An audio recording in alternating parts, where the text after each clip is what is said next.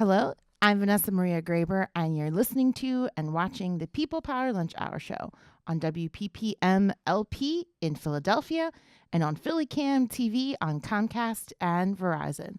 On this month, we're talking about elections as part of our continued coverage of the Philadelphia primary campaign in May. And this week, we're featuring Michael Pollack and Rachel Murphy from the March on Harrisburg. We're going to talk about the work that they've been doing to organize here in Philadelphia and their event coming up, which will kick off later on in the month to March on Harrisburg once again. Stay tuned for all that and more on this edition of the People Power Lunch Hour Show. We'll be right back.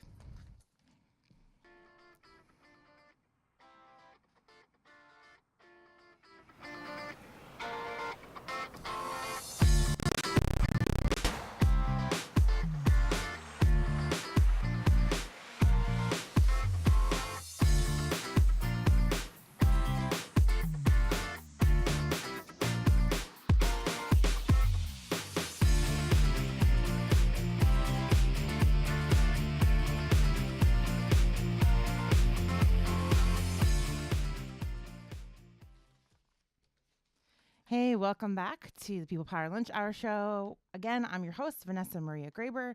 This month, we wanted to talk about elections, so we've been bringing people in from the community that have been organizing to get the vote out, inform voters about the candidates and all the issues that will be presented to them during the May primary here in Philadelphia.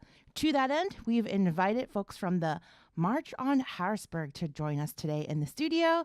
I have my special guest, Michael Pollack, who is the executive director of the March on Harrisburg, and Rachel Murphy, who's also an organizer with them.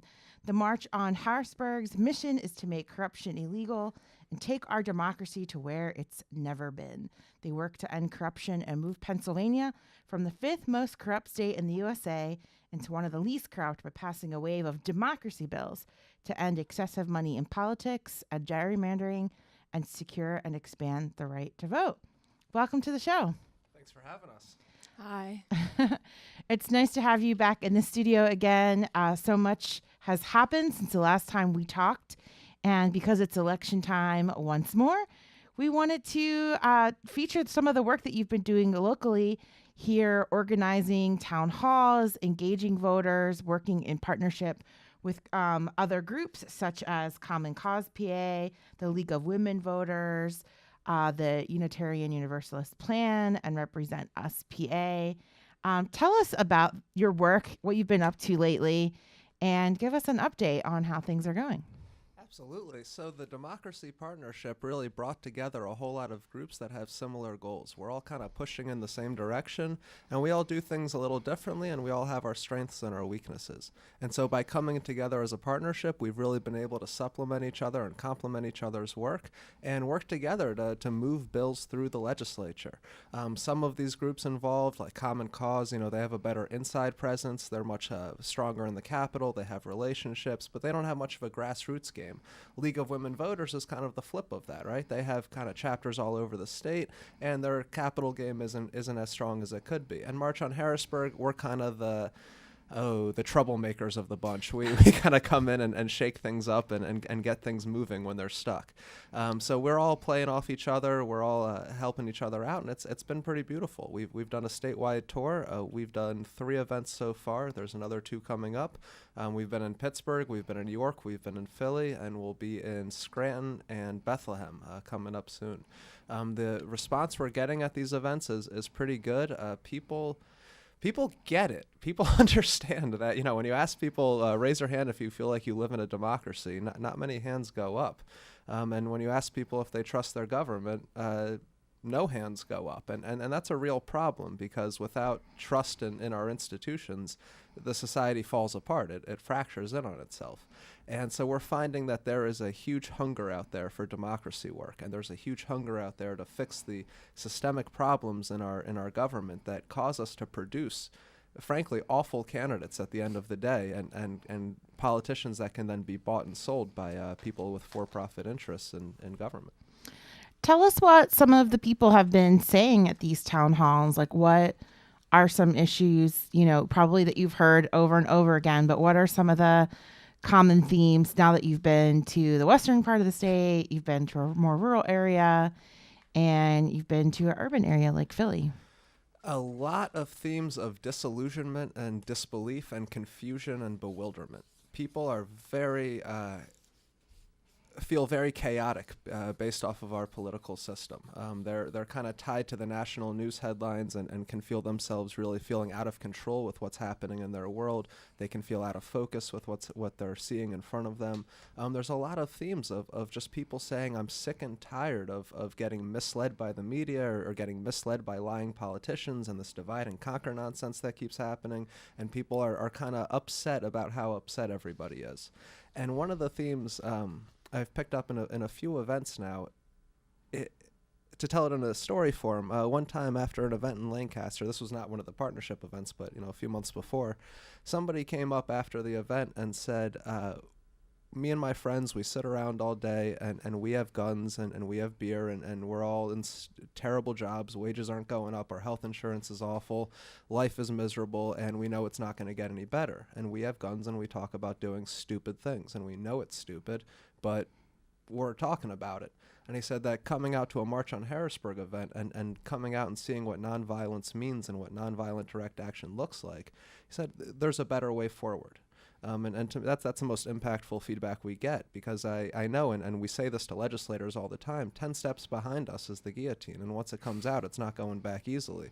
And we're trying to preempt that. We're trying to have a peaceful transition of power here within Pennsylvania and the U.S., one from power being held by corporations and by special interests and hyper-partisan concerns, to one where power is held by the people. And if we can't do this transition in a peaceful way through nonviolence,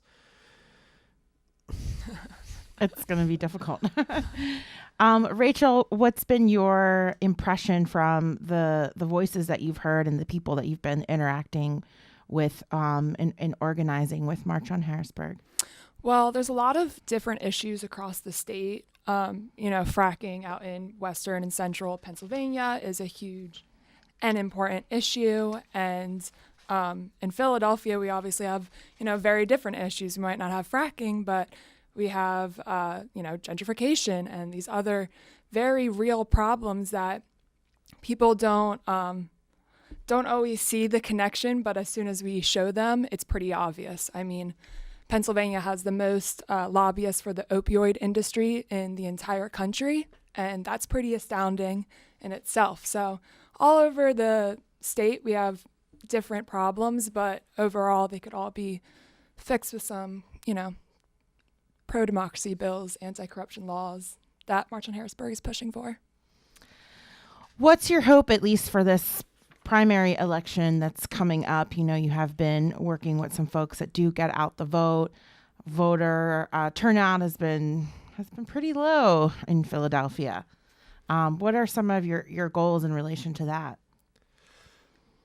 We're focused on, not just this election, but every election. And so we're always working toward the future to really create a political system where people are able to vote freely and the ballot is more accessible for people, and also that people have something to vote for, that they're not just voting for another politician who's going to go in and sell out.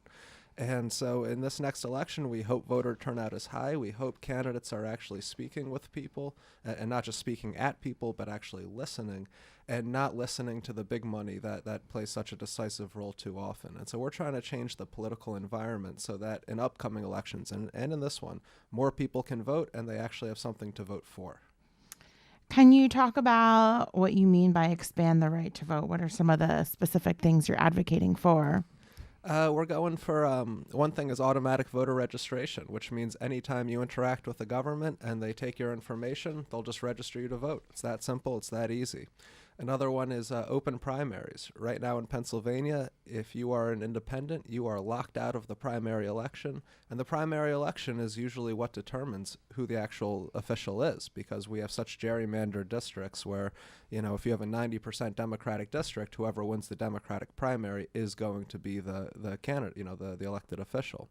We're working on same-day registration. Why should you have to register to vote a month before the election? What if you don't even know you're going to vote yet? You should be able to just show up and vote. and it's that easy. We're working on no excuse absentee ballot reform. Right now, you need a government-approved excuse to vote with an absentee ballot, and those excuses are very restrictive and limiting. Why not just be able to vote by mail if you want to? Why not just be able to vote with an absentee ballot if you want to?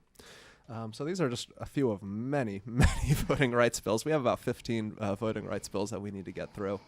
The absentee ballot one, I didn't know. I thought that maybe if you were like, I don't know, sick or just maybe even disabled, you just don't have transportation or childcare, you might do that. You send an absentee ballot. It's if you are in the military and serving overseas, you can get one. If you are out of the district for work, you can get one, and that's about it. And you have to kind of plan this out ahead of time. So it's really hard to know when you're going to be out of the district or when you're going to be incapacitated.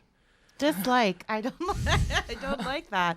That doesn't make any sense. It just and you know, some days it rains on like voting day. I just feel like we have this ancient, you know, way of voting, like make people come out on a Tuesday, like before work or after work, and you know, you have to stand in this long line and you have to use this like machine that may or may not work or may be hacked. Like, it just seems that there should be a lot of thought invested into revamping this system.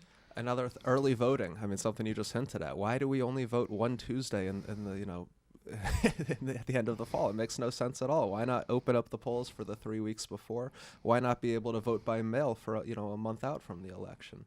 There are so voting machines. You know, in Pennsylvania, we have no paper trail on our voting machines, meaning up until recently and still today in many parts of the state, you can't do an actual recount. You can't actually know who won the election after the fact. Whatever the computer tells you is the truth, and that's that. Definitely, I think people just need to be more informed about what they can and can't do. Like, they wonder why so many people have stayed home. I mean, this is always like a question, but, you know, we've just hinted at reasons that make, you know, voting very difficult, all these obstacles into getting out to the polls. So it's great that you're, you know, partnering with all these organizations and you're also advocating for these reforms. And then there's the open primaries, right? We've discussed that on the last show, where unfortunately, if you're third party or independent, unaffiliated, you can't vote in these primaries. It's only for registered Democrats or registered Republicans. So there's a lot of independent voters out there, right? And our two-party system, it's a cartel in how it functions economically. It's they've kind of divided the turf up between the two of them, and they don't really step into each other's turf, and they kind of protect their own power through the system. So there's a bipartisan consensus against open primaries. There's a bipartisan consensus against including third parties because they're competition to the top two. And the top two, they're very okay with it. They're very okay with maintaining their power, and they don't want anybody new in. Yeah, I mean, this is, you know, what's so frustrating about the political process, right? The lack of choices, the lack of accountability. Let's talk more about accountability and how do we, you know, change this process? Like, what are the strategies that you've been employing as an organization to sort of implement reforms and challenge this system? So a great example of some local organizing we've been doing is voting machines in Philadelphia right now. The city commissioners kind of locked the citizens out of this process of choosing new voting machines. And the voting machines they ended up choosing were, you know, the least secure. You know, cybersecurity experts warn against them.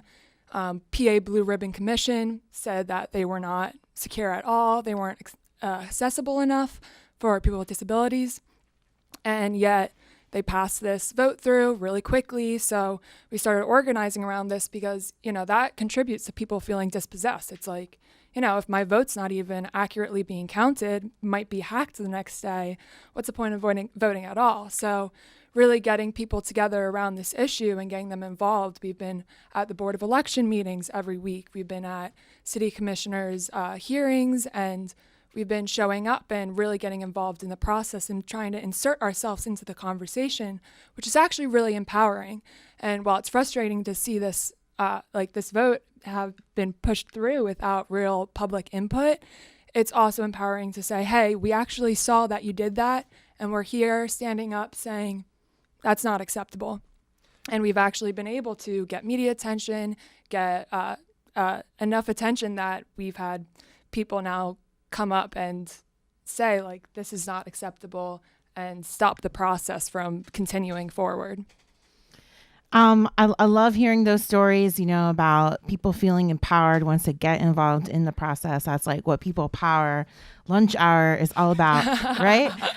We're going to talk more with our guests, Rachel Murphy and Michael Pollack from the March on Harrisburg. But first, we'll take a short break. And when we come back, we'll talk about some of the events that they have coming up, how you all could get involved in this organizing. And we'll talk about the core issue, getting money out of politics. Woo. You're listening to the People Power Lunch Hour on PhillyCAM TV and WPPM 106.5 FM. We'll be right back. The primary elections are May 21st, and before you walk into that voting booth, you need to know the candidates. At PhillyCAM, we have all that information for you. The Democratic candidates running for mayor are Jim Kenney, Alan Buckowitz, Anthony Williams, and Billy Ciancaglini, the only Republican candidate. There are 10 city council districts in Philadelphia. The voters in each district elect a candidate to represent them on the city council.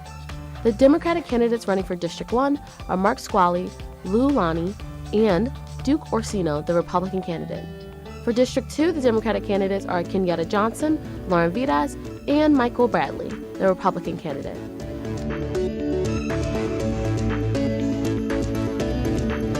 District 3 Democratic candidates are Janie Blackwell and Jamie Gaudier.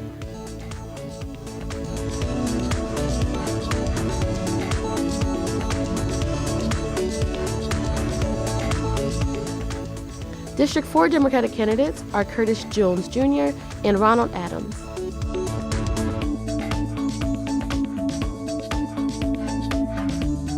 District 5 Democratic candidate is Darrell Clark.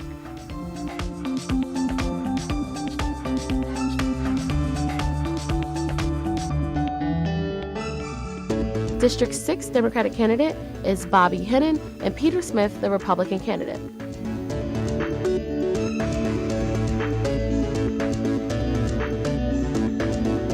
District 7 Democratic candidates are Maria Quinones Sanchez and Angel Cruz.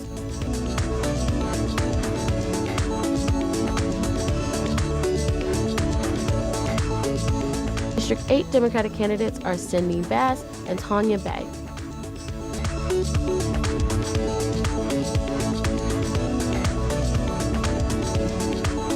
District 9 Democratic candidate is Sherelle Parker.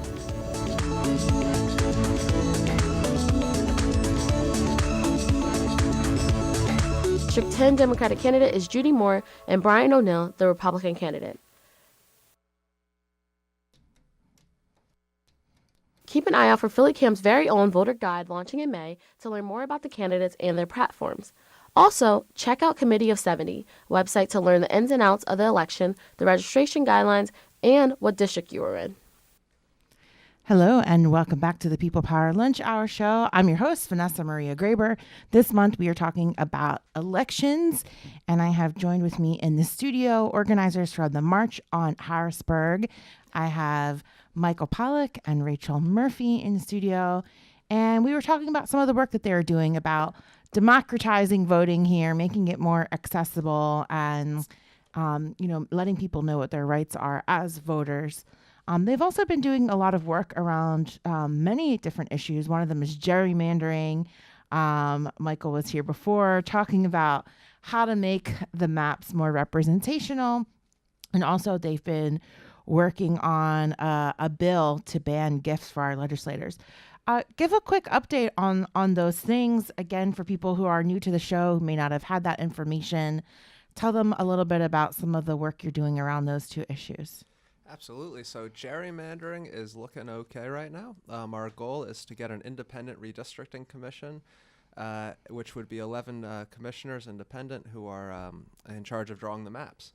And then the gift, and we're looking okay. We're hopeful for some progress. We just got a bill out of the Senate committee last week, but it's not a good bill, so we're going to keep working on that. On the gift ban front, we are looking good. So right now in Pennsylvania, it is completely legal to gift anything to any state legislator, and this includes cars, this includes vacations, endless whining and dining, sports tickets, Hershey Park tickets, concert tickets. A lot of tickets go through Harrisburg, and it's all totally legal. So we're trying to make that illegal, and so our gift ban would make it so that lobbyists are not allowed to openly bribe legislators. And we call them bribes because in Harrisburg they call them gifts, and it's just very polite of them. But if you give a gift to a politician, we have a separate word in the English language for that, and we call that a bribe. And so we're trying to make bribery illegal. And that bill, it should get out of the House State Government Committee soon. It should get a vote on the floor. We've been assured by several people in leadership that they support this concept. And I got to say, things are much easier this session because we chased Darrell Metcalf off of the committee. And now he's on the Environmental Committee, so very sorry to the environment, but he's not blocking all of our democracy and civil rights bills anymore. That's really interesting because, he's a controversial character. He's made a lot of comments that were very, very offensive and definitely was adversarial with you, to put it nicely, the entire way. So he does not remove from office, but at the same time will hopefully make it easier for you to at least have conversations. I think that was the biggest thing that, was not shocking, but, just a shame, right? That legislators refuse to meet with constituents, won't even listen or talk or anything with them. Absolutely. And they especially do not want to talk about corruption issues. They don't want to talk about democracy. They don't want to talk about their own campaign contributions. They don't want to talk about the gifts that they get. And so a lot of the time when you're working on an issue and somebody like Representative Darrell Metcalf is in the way, if you speak to the issue itself, whether it's healthcare, the environment, school funding, everything that he's on a terrible side of, you're not going to get very far with him because he'll dig in on what he actually believes in and push back from there. But if you go after him on corruption issues, he doesn't have much to say. And so he kind of throws his hands in the air, panics, and throws out all sorts of nonsense. And then the rest of the legislature sees that happening, and that opens up a conversation with the other 252 legislators in the building who are just like, Darrell, what is wrong with you? What is going on here? Yeah, you don't have to agree with people, but to refuse to listen to people who live in the state and care enough to talk to their legislators about an issue that's important to them, I think that is super frustrating as for people that are maybe getting involved in politics for the first time. It takes a lot to go to the state capitol and want to engage the legislators. Can you talk more about, some of the advocacy you're doing on that front too, with people talking to their legislators more? We're in the Capitol often. Every week now we're doing a lobbying day. So just this past Tuesday, I think we had about 20 meetings through the day, and we had a team of about 15 people out there, 15 volunteer citizen lobbyists. And we just go through meetings, and the meetings are incredibly frank. We don't beat around the bush with legislators. We will say sometimes early on in the meetings, listen, I don't trust you. I don't trust this building. I don't trust the decisions that are coming out of here because I know that bribery is legal and I see what's going on. I see every single night on State Street, every restaurant is packed with lobbyists and fundraisers, bribing legislators, and it's just not okay. So when we go in and have these meetings, we like to think of it as nonviolent conflict resolution. We go in, we name the problem pretty early on, and we say we have to resolve this conflict between we the people and our elected officials. And right now, this relationship is not in a good place, and it needs to be in a good place. We'd much rather go in and talk to the representative before we have to go in, sit down in their office, chanting ban bribes, and get arrested. It's a lot easier. Saves us some time and energy. Yeah, I'm sure. I think people have a different expectation when I've gone with groups to the Capitol to talk to legislators. Lobbying is even kind of doesn't always apply because sometimes it's you're just talking, you're giving them information packets and, you're talking with staffers a lot of times. And so I think everybody should take a turn going to their state capitol, walking around, talking to people. and just seeing what that's like, because I think that it seems scarier than it is, right? Absolutely, and there is a layer of intimidation to it, because these are elected officials and they have suits on, and those suits have a button on the lapel that says I'm very important, and they have a staff and a salary and an office and prestige and a state car, and I mean just all these things that kind of make them seem above the rest of us, but they're not. I mean, they're people just like us, and we elect them into office. And we've been able to get a lot of good meetings. We've kind of bypassed the staffer level within the Capitol, because we've made it very clear that if you don't meet with us, we're much more likely to protest. And so that has really helped open the table and get us a seat at that table. I mean, for example, 3 weeks ago, I was in Speaker Terzai's office, and I kind of caught him in between meetings, and he wasn't very happy about that. And he said, in a joking kind of way to one of our other citizen lobbyists, like, oh, maybe you can keep March on Harrisburg in line. Maybe you can keep him out of trouble. And I joked back in a not so joking way, actually, sir, that's Capitol Police's job to do that. And then 5 hours later, we had a meeting for the next day, because he understood that if he didn't meet with us, we're much more likely to protest. And frankly, we're still likely to protest.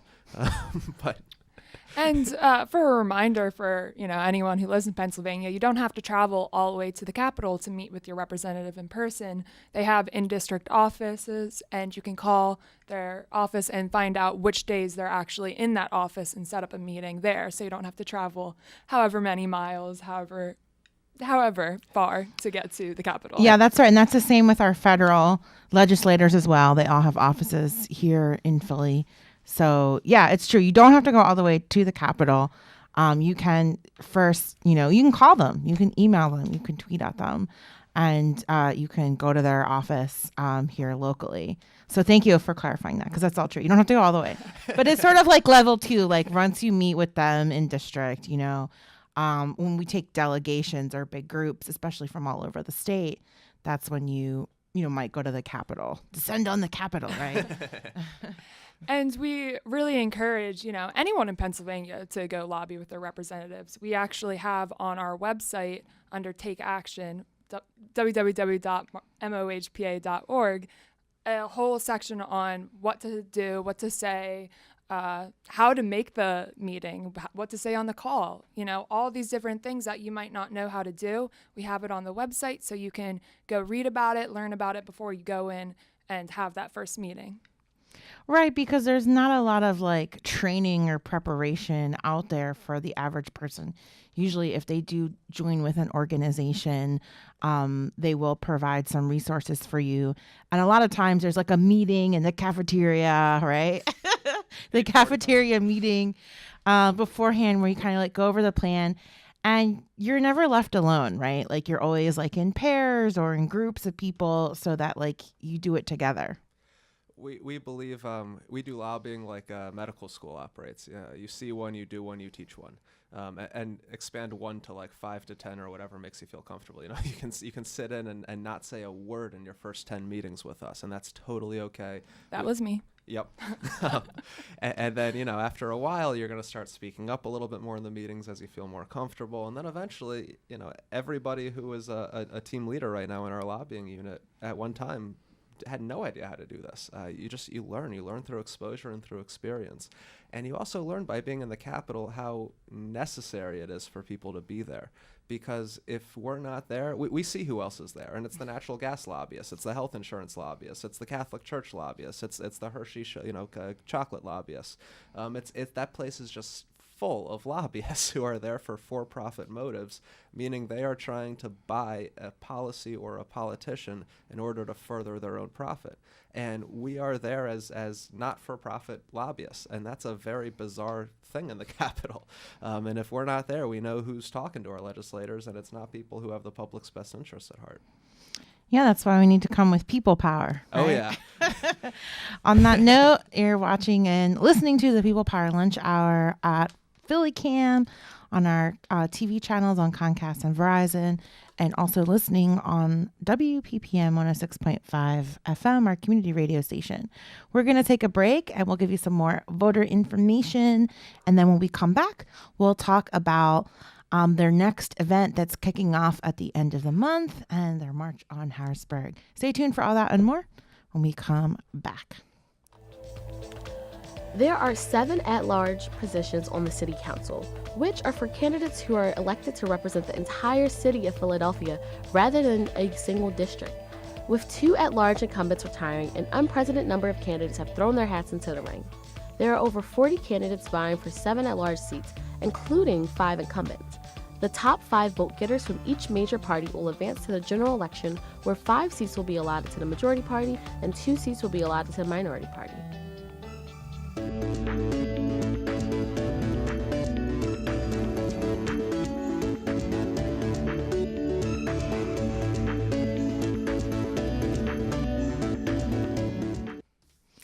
Hey, welcome back to the People Power Lunch Hour show.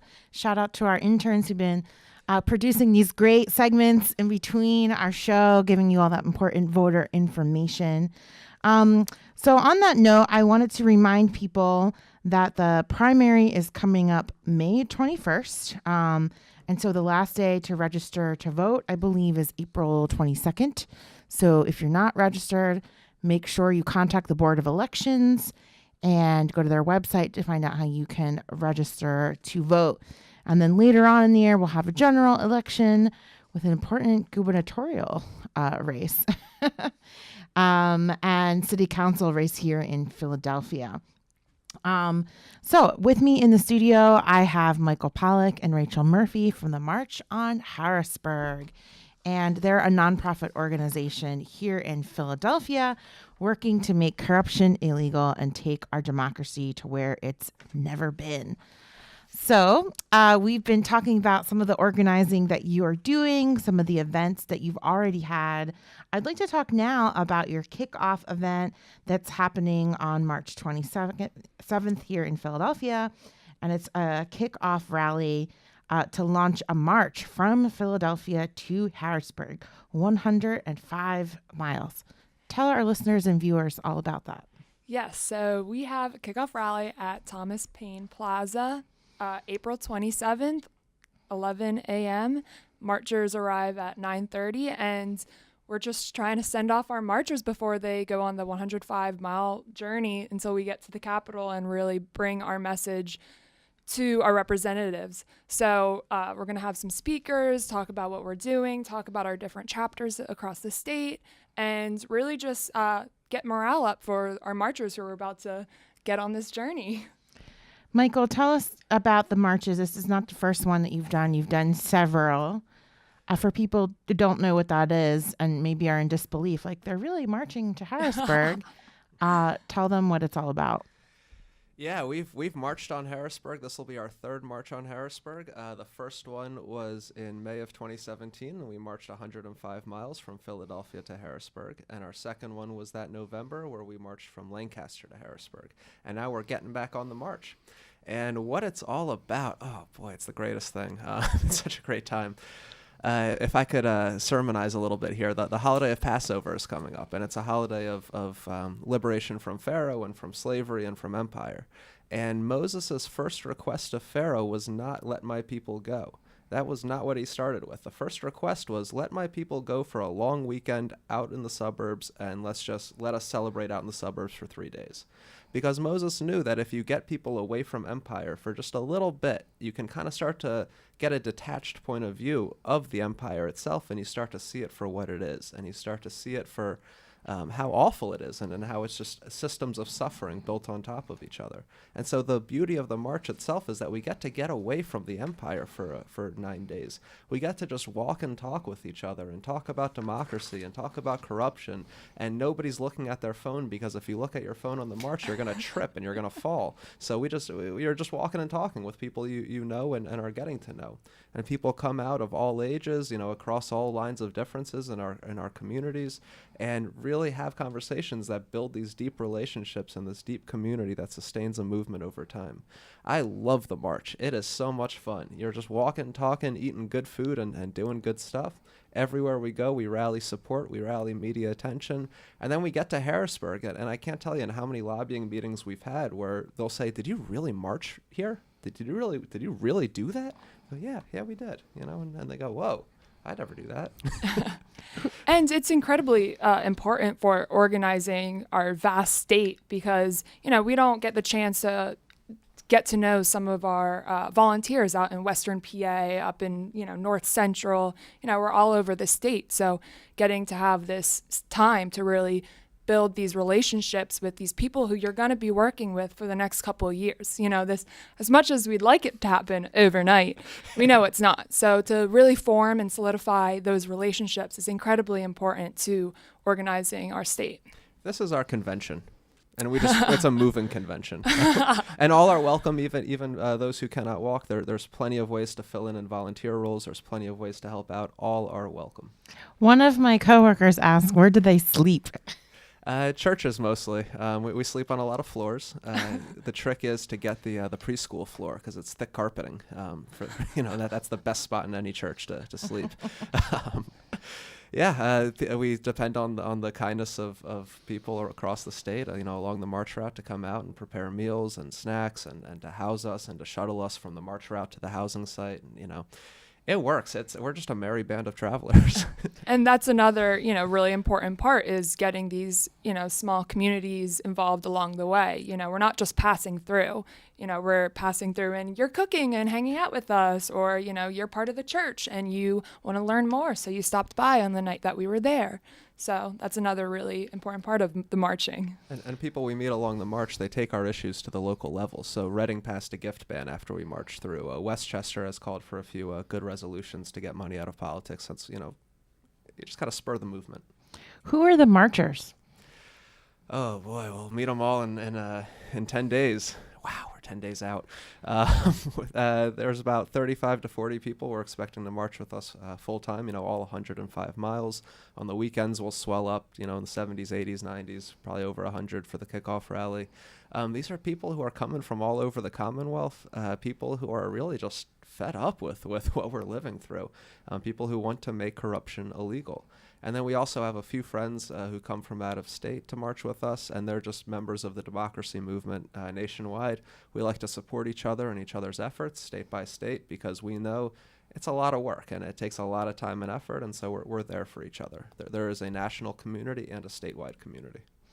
And what are your plans for afterwards? Last couple of times you took Harrisburg by storm.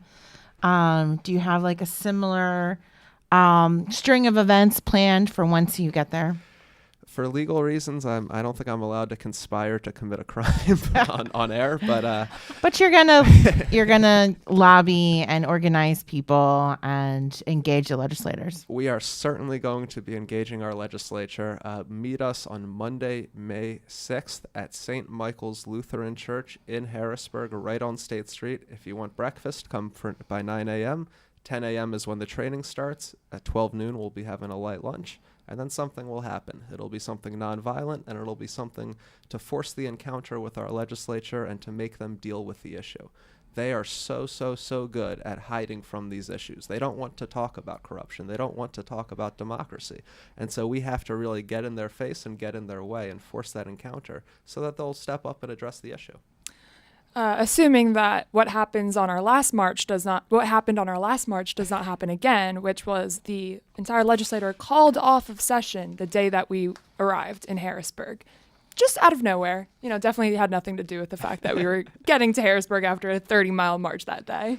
Rep. Metcalf had two pretty bad town halls the week before our last march, and he knew what was coming, and so they got out of town pretty quickly. So we did a light protest that day, and then the next week we came back and protested when they were there. I think they know at this point, they can run, but they can't hide. We just stay after them. I mean, that's what it takes, right? The public pressure, right? The being a watchdog, which is really the role of the media historically, right? Is like holding our public officials accountable, investigating them, and informing people about what's really happened. So hopefully you'll keep us posted on all of that, and certainly be following you on social media because you stream a lot of these things live on your Facebook page. I know I've watched many times, so that's been really interesting as well. What's your take on the new wave of legislators that have taken office since the midterm elections, who have been engaged in a new line of questioning in their oversight committees? I'm loving it. I mean, it's great. It's amazing. New people, new faces in a legislature is always a good thing. People can get really kind of stagnant and corrupted and kind of lose perspective on things. I love when more established politicians tell these new people, you got to slow down, you got to listen and learn before you start causing trouble. No, start causing trouble. That's why they were elected. That's why we elect people, is to get in there and stir things up, because the status quo is just totally unacceptable. It's just not happening. It's just causing suffering and pain for so many people. We need to shake things up. But then, we meet with legislators, freshman legislators all the time, and the meeting kind of starts with, I am so sorry that you're here. I'm so sorry. Welcome to hell. Welcome to the worst place on earth. And we're going to work together to transform this place, but know what you're up against. A lot of legislators, some come in knowing exactly what they're getting themselves into. Most of them don't, and they come in kind of, cheery-eyed and ready to take on the world and get beat back by, their caucus chair will tell them that's not what you're supposed to say, or a lobbyist will come in and say, we're thinking about funding your opponent next cycle, or there's just so many ways that they enforce obedience within the legislature, and civil obedience is the problem in this case. And so it's great to see legislators kind of be civil disobedient and step out and buck the trends and do things differently. Rachel, how does it feel to see so many women, especially younger women, in those positions and holding some of these corporate CEOs and other officials in the administration accountable? I mean, really, really awesome. My local representative put out an article the other day about how climate change is so important to her because she has children. And as a nanny, I think about that all the time. And I feel like that's something that, I'm sure everyone can see that. But, a woman, a mother, to say that and really prioritize that is incredibly it speaks to me, and I can't say I necessarily had a representative before that did that. So, yeah, it's interesting because, as you said, there's a lot of criticism and scolding of the way that they question people, but at the same time, I mean, these are the same questions advocates ask, right? We, people that go to we have those same questions. So, in a way, it's representative of what a lot of people are thinking, right? But maybe they're just not used to that. I loved that that one line of questioning in Congress from AOC about campaign finance laws, and she kind of ended on the note of, so would you say that the rest of this chamber may be involved in this kind of stuff? And she just kind of hinted at the fact that the whole system is corrupt. And if you say that kind of thing in Congress, you're going to get yelled at. You're going to get kicked off a committee. You're going to get chewed out. And it's just so great to see legislators who have much more of a community organizer perspective than a corporate shill perspective. Yeah, and for viewers and listeners out there, you could probably find it online somewhere. There is a video of Alexandria Ocasio-Cortez, who's the congresswoman from New York. And she was, I don't remember who she was talking to exactly, but she was presenting a scenario where she said, I'm a really bad guy. Yep, that's brilliant. And she sort of, talked through a hypothetical situation of being able to take money from these industries and then also being able to craft laws for those industries without having to recuse yourself, something to that extent. And so in that line of questioning, she showed that there's a lot of things that are permissible under the current law and things that are currently happening in Washington, D.C. In that regard, legislators, getting campaign contributions from industries that they then craft laws for. And in Harrisburg. Yeah, that entire questionnaire that Alexandria Ocasio-Cortez gave, she could have given that to any of our legislators in Harrisburg. It's pretty spot on. We have zero limits on campaign contributions in Pennsylvania. If you're Comcast and you want to cut a $2 million check to your favorite legislator, go for it. Nothing's totally legal. And then the legislature crafts laws based off of what the donors actually want. And that's a problem. We call that bribery. And it's pretty interesting because when we are in the Capitol doing nonviolent civil disobedience, the police, when we talk to them, they can't accept any bribes. That's illegal for them. They can't accept a water bottle, but the legislators can accept whatever they want. It's one of the most absurd things in our system is kind of the higher you go, the more you're allowed to be bribed. If you're on the state liquor board, you can't take a cup of coffee from somebody. That's totally illegal. If you're a police officer, you can't take a slice of pizza from somebody. But if you're Representative Daryl Metcalf and you're the chair of a powerful committee in Harrisburg, you can go to Aruba with people. You can take vacations. You can take whatever you want. Endless wining and dining, Penn State tickets, all of it. It's the fact that people at the top have crafted the laws in a system to really benefit themselves and allow themselves to be bought. It's a problem. Yeah, I mean, I have no evidence. This is pure speculation, but I'm just asking the question. I wonder what Metcalf's relationship is with the natural gas industry. Close. Now that he sits right on the environmental committee, right? And that's a very powerful industry in the state of Pennsylvania. The reality is you can do research on that and you can look up that information online and find out where the contributions come from. So we don't have to speculate. You can actually look it up and find out. But it is something to consider, right? As we have a lot of organizers that have been on this show too, also advocating for regulations that would reduce our carbon emissions and ban fracking, et cetera. And I mean, off the top of my head, I do know that legislators in Pennsylvania since 2007 have received $69.6 million from the natural gas industry. They don't spend that money not expecting a return. They know what they're getting themselves into. And with Metcalf, him in particular, he actually doesn't cost the industry that much money because he actually believes that climate change is a hoax. He believes that veterans advocating for climate change policies are treasonous traitors, is what he called them. So he actually doesn't cost that much, but others certainly do. Speaker Turzai's taken about $500,000 from the industry. And but Metcalf, he's actually a believer in what these lobbyists tell him, and he's surrounded by 203 natural gas lobbyists. There's one for every state rep we have, and they just pump our legislature's brains full of lies that are spoken over these really expensive dinners and during these vacations. And then you hear him kind of parrot this nonsense every once in a while. So like he said a few weeks ago that he really likes his vegetables, and he loves eating vegetables, and he loves green grass, and these people talking about banning carbon dioxide are going to get rid of his vegetables, which is just the most ludicrous statement in the world because nobody's banning carbon dioxide. It's part of everything. That's not what the issue is at all. But he says this nonsense. And then if you try to go after him on climate change issues, he'll actually just dig in deeper and say, I think it's all a hoax. But if you go after him and say, here's how much you took from the industry, how can we trust anything you say when it's so obvious that you're on their payroll? He panics, he squirms, he throws his hands up in the air, and he runs. And so messaging-wise, it's always good to go after these corrupt politicians on their corruption and not on the ludicrous nonsense that they say on certain issues. Right. Like I said, all that stuff is documented. You can find out where they're getting money from.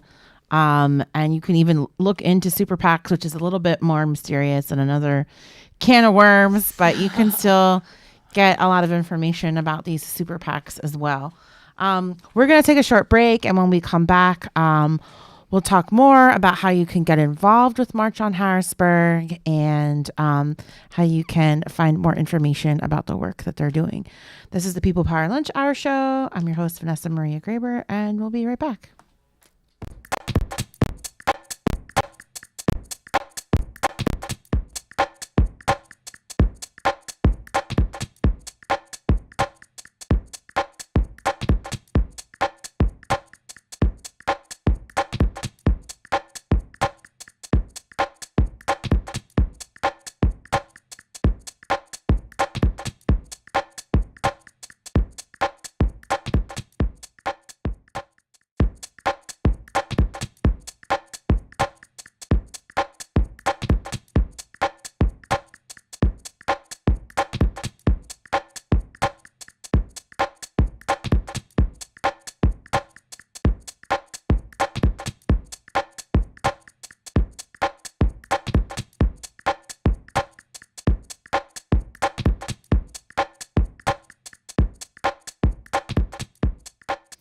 Hello, welcome back to the People Power Lunch Hour Show. I'm your host, Vanessa Maria Graber.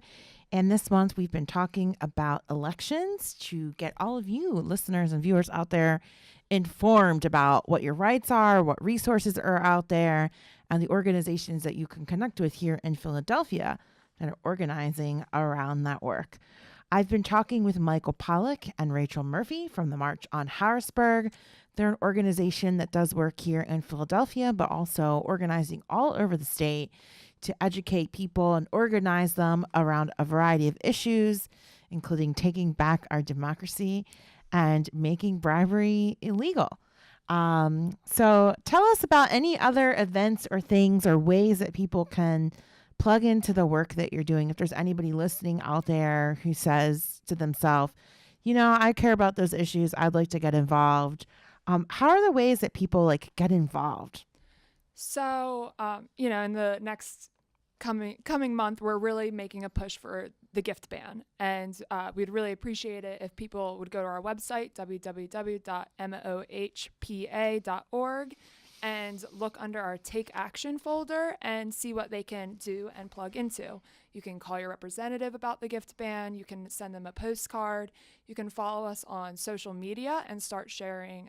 We have a lot of infographics and a lot of content to spread the word about corruption in general, because some people don't necessarily always make the connection between, the fracking industry and that's in their backyard and, what's really going on with our corrupt state. So, even just sharing our graphics on social media, we have a presence on Facebook, Twitter, and Instagram, March on Harrisburg, and NPA Corruption for Instagram. And just really those two things are a priority right now. And of course, while you're on our website, definitely sign up for our mailing list so you can be plugged into our future endeavors and our future bills and the next pro-democracy thing that we're going to pass next. And come March, April 27th, Thomas Paine Plaza, 11 a.m. kickoff rally. We're going to march on Harrisburg, 105 miles. Come out for a day, come out for a mile, come out for 10 miles, come out for all 105 miles, whatever works. If you can't march, there's plenty of volunteer roles to fill. Sign up, mohpa.org/march. Come March. And also, if you're coming to march with us, we also have our march route online. So if you're not sure, when you're really going to be able to come meet up with us, we have the whole route online, and you can check out where we're going to be on what day. That's great. Okay, so you don't have to do the whole 105 miles, but I like that you offered that option. You could do a mile. I'm sure if you can't walk, you can ride in a vehicle alongside.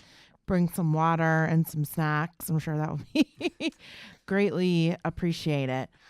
What are your plans for the future? We have a huge presidential election. I know it's I even hesitate to say it, right? Because it's a lot. But you all have been active since the last presidential election as People Power Lunch Hour, right? We also started the show after the last presidential election in an effort to have a shared goal, right? To engage people more and to inform them. What are your plans leading up to that? What's some of the visioning you've been doing as a group? I remember the night before the 2016 presidential election, March on Harrisburg was having an early planning meeting right upstairs here in PhillyCAM while Hillary Clinton and Bruce Springsteen were rocking the vote or whatever it is they do over at Independence Hall, a block away. And we could hear them. And we were saying to each other, whatever happens tomorrow, we know exactly what we're going to be doing. So our plan stays the same no matter who's in power, frankly. We know what we're doing. We're going to keep lobbying. We're going to keep marching. We're going to keep protesting. And we're going to keep organizing across the state, keep building chapters, keep building that people power, and keep pushing for specific pro-democracy, anti-corruption bills. We have nothing to do with the 2020 election. As individuals, a whole lot of us will get active in various ways. But as an organization, we are non-partisan. We do not endorse candidates. We do not get involved. Our work is more on the political system itself and not on the candidates going in. There's plenty of other groups working for candidates. It's not our niche.